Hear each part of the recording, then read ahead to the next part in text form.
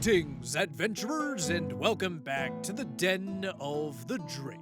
Other dragons hoard gold, while I hoard internet cringe. The holidays are just around the corner, and would you believe it, my constant slander of elves has gotten me put on the naughty list. It's not my fault that Santa's got a thing for those knife-eared little... Hey Drake, this week's episode of Fantasy Villain Home Decor is on. Hey, I hear they're touring Vecna's lair this week. What the hell is this? I was promised tacky layer decorations. It's an intervention, Drake. Why don't you have a seat? You know damn well the owner of this channel is too lazy to draw me sitting in that chair. Come on, Drake. Your friends are worried about you.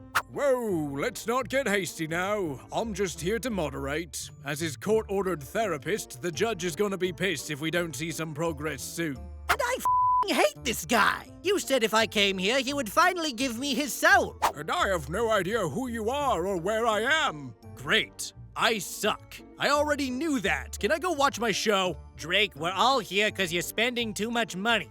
What? I have literally dozens of vices, and that's the one that gets the intervention? Yeah, because it's the one that affects me. You can't pay me for my suffering if you don't have anything to pay me with. We all want you to sign up for the sponsor of today's video, Rocket Money. Rocket Money is an all-in-one personal finance app that can help you cancel subscriptions, lower your bills, make a custom budget, and grow your savings. I cannot believe you started doing sponsors without me. You have spent $5,000 on Fortnite skins, and you don't even play the game! Those are investments. Okay, settle down. We're all gonna take turns talking about how Rocket Money has affected us personally. Satan, since Larry opened, would you like the talking stick first? No, I would not. You better grab that stick, or I'm gonna start going to church. All right. Ahem. When God threw me out of paradise, I was overwhelmed because I didn't have to pay any bills in heaven. But Rocket Money made it easy by providing a simple high-level view of all my finances. I don't need to log into multiple accounts to monitor my financial health anymore. Rocket Money guarantees that just because your soul is damned doesn't mean your finances are. What is this garbage you're having me read? I don't know, that last line was kind of a banger. No one's talking to you. This is my intervention. Drake, the devil has the talking stick. Thank you, Satan. That was something. All right, wizard, you're up. Hello, I am the wizard. I do wizard things. And wizard things are expensive. Because using my magic rots my brain, I often forget when I sign up for free trials for subscription services. I signed up for a fruit basket delivery subscription back in 2005 and had no idea they had been charging me $50 a month. Thankfully, Rocket Money identified the problem and helped me cancel it, saving me both the time and hassle of having to cancel it myself. Unrelated, but could I interest any of you in 2 decades worth of papayas? Look, Drake, real talk, I don't want to be here any more than you, and I cannot stand anyone in this room. But we are not gonna get much further without Rocket Money keeping track of our finances. Rocket Money's got real-time alerts to increase your financial awareness and prevent overdrafts. And it gives you alerts when it detects large transactions to prevent fraud. Plus, it's got tons of other features for you to check out. All you gotta do is go to rocketmoney.com/Drake or click the link in the description or scan the QR code to get started for free. Fine, pass me the stick. So if I sign up for Rocket Money, can I finally go watch Fantasy Villain Home Decor? Sure. Whatever it takes to get you to stop spending the money you pay me to tolerate you. Done. I feel like a lair can have too many corpses on sticks, you know? Like, we get it, you're a necromancer, you like dead stuff. Right. Plus, I feel like impaling people was more Dracula's bit. Hey, since we're all still here, what do you think about ordering a pizza? Yeah, sure, put it on my credit card. Wait. Don't worry, guys, almost got me there, but I am a changed dragon. Put it on Larry's credit card. No! If you want to save more and spend less, join the over 10 million members using Rocket Money today. Go to rocketmoney.com/Drake to try Rocket Money for free. Link is in the description. Who could have thought that spending money could be so rewarding? I mean, I used to do it to fill the emptiness inside, but spending someone else's money is just a good time. But you know what isn't a good time? Having someone in your party who makes it their mission to get a bit too comfortable with everyone else at the table. Yeah, I feel like this is a common enough occurrence where it's earned its right to become a trope. That being the person who tries to date/hook up with one or multiple players at their D&D table. Of course, we still gotta come up with a name for it, so I'll happily take any suggestions down in the comments. Personally, I would like to put forward the combination of the words hoe and beholder. Beholder, if you will.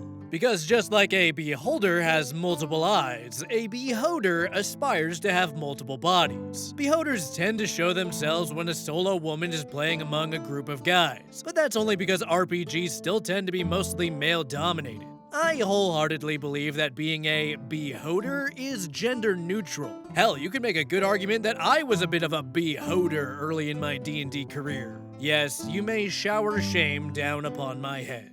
But despite being as shameless as I used to be, I never went as far as the problem players of these stories. The first story I have for you today stars a player who's a bit too enthusiastic about getting to know all the players at the table, to the point where rejecting their advances is a capital offense. We also get to know just how bad getting to know everyone at the table really is when we learn the identity of one of those other players.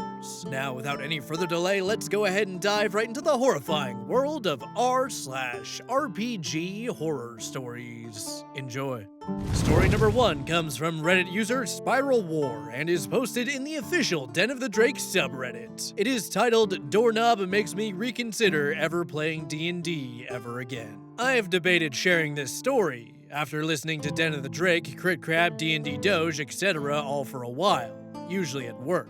But something happened recently that made me decide to do just that. It should be a short one, but not very sweet. Back in 2017, I was midway through a divorce and trying to rediscover myself and the things I once loved doing, but had been all but denied by my soon-to-be ex-wife. One of those things was D&D and other TTRPGs, which I had not played since college. To that end, I went to the local game/comic/toy store to see if they had any in-person games I could join. I knew the owner fairly well, as he had hosted a couple of my book signings. I was, and still am, a writer who works with a small press/publishes independently. Had he been there the day I went to look, he would have steered me clear of the group I'd joined. He was out of town. Anyway, I was talking to the clerk on duty and asking about groups when the DM for one just happened past, and told me that they had an opening in their group because one of his players went on deployment. I was living in a pretty Navy-heavy town at the time. It sounded like a pretty good group because they met once or twice a week along a schedule that meshed pretty well with my custody plan with my ex. All of the players were also divorced and most were also single dads. He and I sat down to discuss what kind of character I wanted to build. I said I would prefer a support class, and because my day job is an engineer, he suggested the newly playtested Artificer. I loved the idea, and we rolled up my Artificer. Now, I do not remember most of my stats, but remember putting most of my stats into Wisdom, Intelligence, and Dexterity, with bonuses to Perception, so that I could spot and disable traps as well as identify objects. The backstory was that my Artificer, a former archer, had been a market assayer for the local king, inspecting all the marketplace goods to see that they were legit and that no one was getting overcharged or sold counterfeit goods. He was married with several children, but then fate intervened. He missed explosives that a bandit group snuck into the market. When they were set off, my Artificer's son was killed, after his wife and local lord charged him with venturing out to find the bandits and avenge his son. Also, since most of the group was already level 7 or 8 at this point, the DM let me roll my character as level 6, so I wasn't too far behind.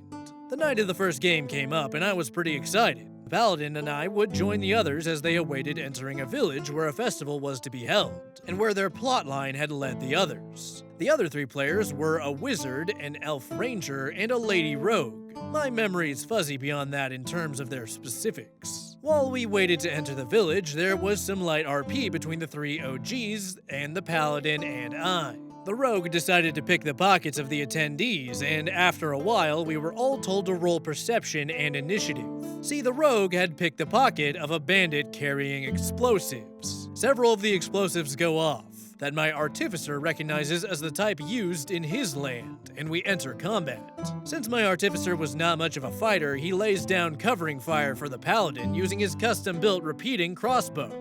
Eventually, we all fight a defensive action to hold the bandits, who turned out to work for the BBEG and who had killed the paladin's lord. We ran off to get the villagers to safety. Once that was finished, we had some good RP where we introduced ourselves properly. It was clear from the onset that the rogue and the fighter had a thing going on in and out of game. I also found out during that session that the lady rogue was the DM's stepsister. This will become relevant later, I promise. For a real-life month or two, the game progresses just fine, but the lady rogue definitely seems to have the dice in her favor, and her relationship with the fighter deteriorates both in and out of game. Her character then starts to hit on mine. Pretty heavily, despite his protests that my love for my wife can never be denied or infringed upon. My character even had a carrier pigeon with which he sent updates back and forth to his lord and his wife. During the next month, however, the updates came less frequently and the rogue's advances in and out of game intensified, despite my protests and telling her that I was not interested. The Lady Rogue's player was not unattractive, but was definitely not my type, and I did my best to let her down easy. Because I know people will ask, she was heavily tattooed and pierced, and that was/is a turnoff for me. She just could not take a hint and even followed me out to my car after a session where I set down a hard line. During the next session, we had to fall back to a village that we had previously visited, and along the way, we came across a dead pigeon. I examine it and discover that it is one of mine, and it had been poisoned. I confront the Lady Rogue, as she had poisoned other enemies in the past, and she admits that she poisoned the pigeon, in the hopes that I would no longer hear back from my wife and would find solace in her arms. At this point, I notice looks from all the other male players, and the DM calls for a bathroom break. The paladin then pulls me aside and informs me that she will not relent until I agree to date her, both in and out of game, that all the players have done so as her initiation. I tell him the same thing I told her, that I am just not interested even with my divorce having just finalized. We get back into the game, and my artificer tells the Lady Rogue off, at which point I start working with the wizard to try and find a way to reopen communications. Over the next month or so, things got worse. My bonuses no longer seem to be working as well, and I miss numerous traps that injure my character, and even my trusted repeating crossbow breaks to a point where I can no longer make field repairs, so I have to fashion a regular bow. Then things got nasty. The next encounter with the BBEG and his henchmen, he casts a charm on us to try and flip our allegiances. It fails on most of the party with some minimal effects, except for me, as it makes me flip my loyalty towards my wife. I call BS to the DM, and he sheepishly says, "That's what the dice rolled." Even the other players are irked by this, and I fake a text that one of my sons just got sick, so I have to leave. I lay into the DM later over text, and he tells me that I just need to relent, in or out of game, to his sister. I tell him no, and to just kill off my character. I then start avoiding the game store whenever that group was playing. I didn't have the time or patience for that nonsense, and had already begun to work on moving away and back towards family. The store owner also told me after that he would have steered me clear of the group had he had the chance before I joined. So why tell the story now? Simple. I ran into the Paladin a couple of months back at a local Comic-Con in my hometown. We chatted and reconnected at my booth, and he filled me in on all the sordid details. See, not only had the Lady Rogue given a turn to every player who ever sat at the table apart from me, she had broken up 2 marriages in the process, and she did not discriminate on any basis, even sex. She had also slept with the DM. She then held that over him for years, threatening to tell their super evangelical parents and to make it seem like it wasn't consensual. Not only that, but their hooking up hadn't been a one-time thing, and only ended a year after I moved when the DM met the woman he would eventually marry, who told the doorknob off, at which point the whole group just withered and died. And and the DM with his new wife moved out of the area. Addendum. The other reason I also bring this up now is that the Paladin informed me that the whole affair had come out before the DM got married, and his parents have since come to grips with it. I also reached out to the DM through Paladin, and he was cool with reading my perspective on this, as he had only ever heard it from his sister's POV. Whether any members of the party comment, we shall see. TLDR.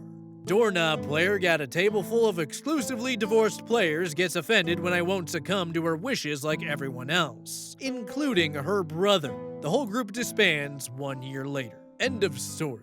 Oh no, step bro. The dryer turned out to be a mimic. Roll an athletics check to escape being grappled. First off, I know I neglected to mention it at the beginning, but if my voice sounds weird, it's because I'm sick. But here I am anyway, because y'all deserve a video before the year ends, and I'm hardcore like that. Editor, make me do a backflip so I can show him how hardcore I am.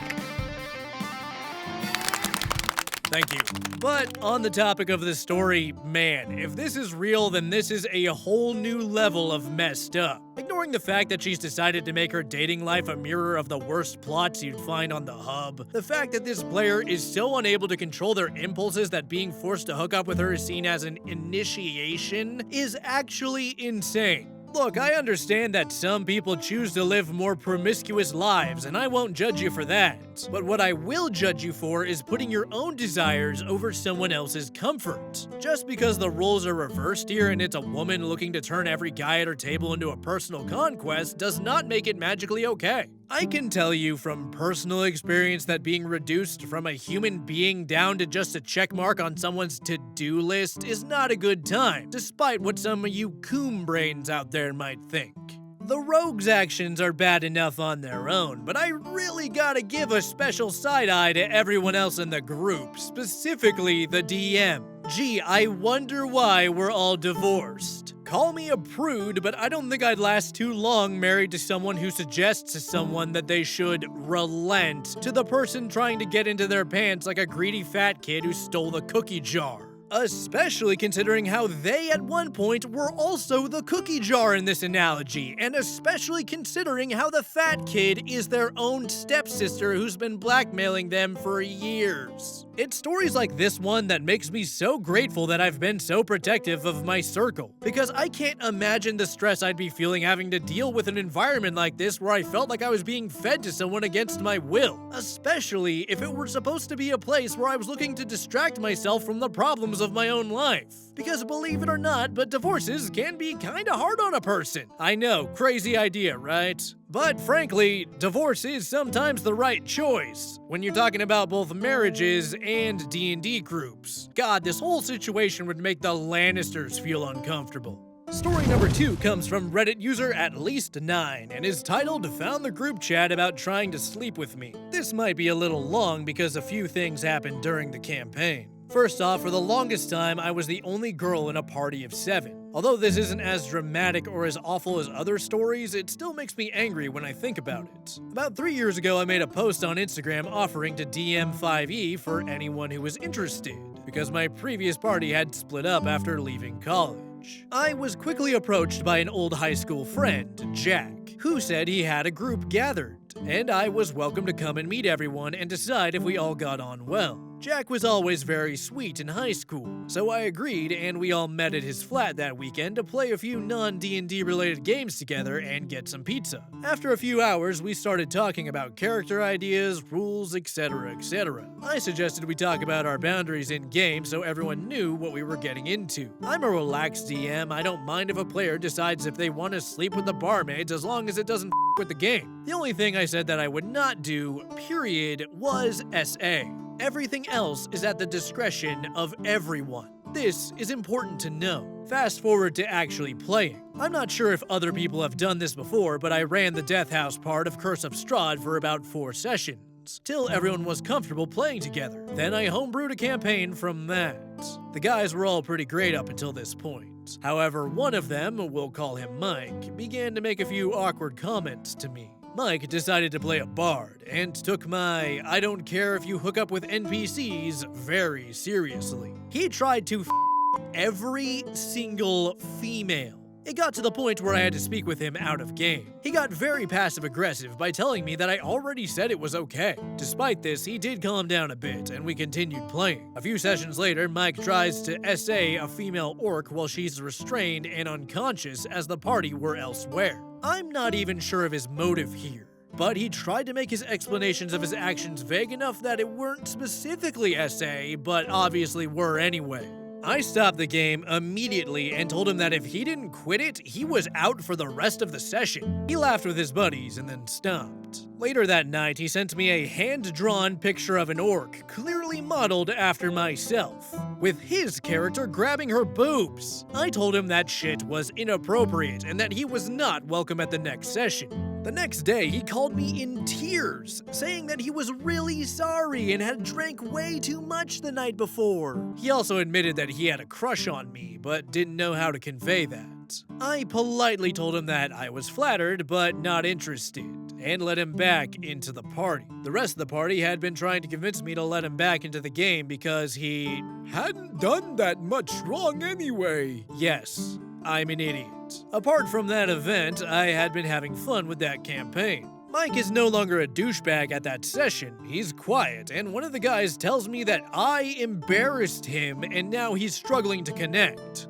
Not my problem. Fast forward a few more weeks and things are getting weird again. 2 more members of the party have attempted to ask me out on dates. I once again politely decline and carry on. The sessions are now a little awkward for me because all of the guys are flirting with pretty much every female NPC I place in the game. Slowly but surely, within a week, another guy confesses his love to me. I'm no longer enjoying the session, so I plan on finishing up one story branch, then calling it a day with the campaign and leaving. Not even a day later, Jack sends me about 20 screenshots from a private group chat of the boys. They had literally made bets on who could sleep with me first. The entire group chat was discussing ways that they could flirt or seduce me. A few screenshots of my own conversations between them, etc., etc. It was so awful to look at because I had thought these guys had actually been enjoying my sessions. But I was basically just there as a game myself. Jack told me that he was incredibly sorry that he hadn't said anything sooner, and that he was about to pull out of the campaign because of them. I told the party over Discord that I knew what was going on and that I was disgusted, and would not DM for them again. I think I added in that none of them were even close to being physically attractive to me, and then I left. It's been a while since this happened, but I still haven't heard from any of those guys again. End of story. Okay, so we got an inverse of the last story, and low-key it kind of feels more nightmarish for it. Aw, shucks, guys, what could have possibly gone wrong here? Everyone knows that if you don't know how to talk to a woman, drawing yourself with a big old handful of her melons is always a winner. I guess our OP is just a prude. In all seriousness, though, imagine being so talented that you can draw someone so effectively that they can recognize themselves even as a fictional creature, and you squander it by doing this. OP handled that with a lot more tact and grace than I would've. If someone drew themselves getting a handful of my busty orc bod, flattered is not a word I would have chosen for my response. And no, fan artists, that was not an invitation. Put the Wacom pens down, you animals. I think the thing that would have prevented me from acting with the grace that OP did is the sheer level of entitlement on display here. You embarrassed Mike, and now he's having a hard time connecting. No. Michael, bless his sweet little heart, embarrassed himself. You do not get to be a victim when your attempts at connection look like something you would find in the darkest pits of DeviantArt. The big reveal that they were all in on it is just the icing on the cake. I mean, ouch! Not only is that creepy as hell, but I would totally see how that would sting. Trust me, I know I'm a prize that everyone wants to win, but I'm still here to play D&D. And if it turns out my sessions are just excuses for you to gamble with your friends about who can get into my pants the fastest like it were some kind of horse race, well, I would have to kindly ask you to refrain. The worst part of this story is actually something that it shares with the first one, and that's the fact that there is a 0% chance that these guys are gonna learn their lesson, because they're in a group that does nothing but reinforce this weird-ass behavior as normal. A person is smart, but people are notoriously stupid. Just because a group that you're a part of is engaging in a behavior that you know is wrong does not change the fact that you know it's wrong. And if a group that you're a part of is doing messed up stuff that you wouldn't normally do, then why are you a part of that group to begin with? Thank God Jack got the memo at the last second. I mean, better late than never, but he got there eventually. If not, well, I don't like to imagine how long this bullshit would have gone on for or how far it would have escalated. But you know what I wish never would stop escalating? Fan art! That's right, we got a fan art submission this week. So how about we go ahead and dive right into the Gallery of the Drake. This week's fan art comes from viewer Lima Greenie, who depicts the Drake taking on a human form and, as God's chosen class, which just so happens to be my favorite, the Paladin. Truly, lawful stupid has never looked so good. Halt! In the name of all that is holy, you have been caught overcharging the common man for the necessities of life, and now you shall face the justice of my black blade. Make peace with your god, and then recognize that he is inferior to me, Sir Drakathan, Lord of Cringe. I'm just trying to sell corn dogs, man. I am never taking you LARPing again. Thank you again, Lima Greenie, for submitting your art. If you'd like to see your fan art featured in Gallery of the Drake, you can send it to the email in my About section, or upload it to the official Den of the Drake subreddit linked in the description. Fan art is my favorite part of doing YouTube, and it means the world to me that I can inspire artists like you to create artwork like this. With the stories over and artwork displayed, we're gonna go ahead and wrap up. If you enjoyed the video, be sure to like, comment, and subscribe, and send in your fan art. And if you feel like supporting the channel further, my Patreon and merchandise links are in the description. I would like to thank you all for listening, and I hope to see you next time in the Den of the Drake. What are you buying? Got some nice prime tier patrons for you here. Patrons like Draco, Karam Archivals, Cam the Badger, Bro Tater Tot, So Taker 666212, Gobshite, Ziggy Diggy 00, No Riddle Bell, Kiristor, Miramo Tao, and Matthew McQueenie. Hey, if you ain't buying, get to stepping. There's a line behind you. Thank you, Gigabards.